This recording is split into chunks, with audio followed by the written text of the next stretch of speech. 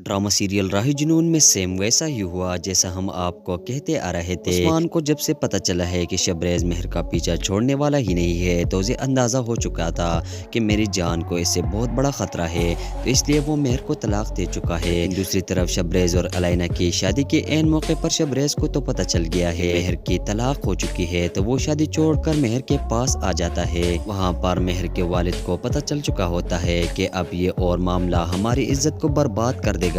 अगर मेहर और शबरेज की शादी हमने न करा दी तो हमारे लिए और भी बड़े मसले हो सकते हैं। तो वो शबरेज और मेहर की निकाह वहीं पर करा देते हैं, जिस पर मेहर बिल्कुल राजी नहीं होती। वो सबसे कहती है कि मैं आपको नाराज़गी लेकर इस घर से नहीं जाऊंगी, लेकिन उसके माँ बाप उसे कहते हैं कि अगर तुम्हें ज़रा भी परवाह है हमारी तो इसके साथ दफ़ा हो जाओ इस घर से। शबरेज उसके साथ निकाह करके उसे अपने घर तो ले आएगा, लेकिन उसकी अम्मी जब ये सब सीन देखेगी तो उसे कहेगी कि इस लड़के को इस घर से दफ़ा करो। लेकिन वहीं पर शबरेज सबको कहेगा कि अब ये मेरी बीवी है, मैं उसे अपनी बीवी बनाकर इस घर में ले आया हूँ। किसी की हिम्मत है इसे इस घर से निकालने की तो निकाल कर तो दिखाए, या तो हम दोनों इस घर से जाएंगे या फिर हम इसी घर में दोनों साथ में रहेंगे। ये बात सुनकर अलाइना को तो दिमाग फट जाएगा।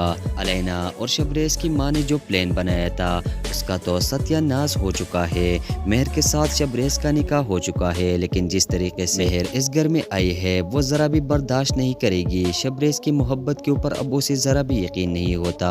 वो शबरेज से हर बार यही कहती रहेगी कि तुमने अपनी मोहब्बत की जुनूनियत के घमंड में मुझे हासिल तो कर लिया है, लेकिन मैं तुमसे पल पल का बदला लूँगी। ये बात याद रखना कि अब मेरे दिल में ज़रा भी मोहब्बत तुम्हारे लिए नहीं बची है। शबरेज उसे कहेगा कि वो वक्त दोबारा आएगा जब तुम मेरे और मेरे प्यार के ऊपर यकीन करोगी। इसी तरह की मज़ीद ड्रामा रिव्यू के लिए हमारे चैनल को सब्सक्राइब कर दे।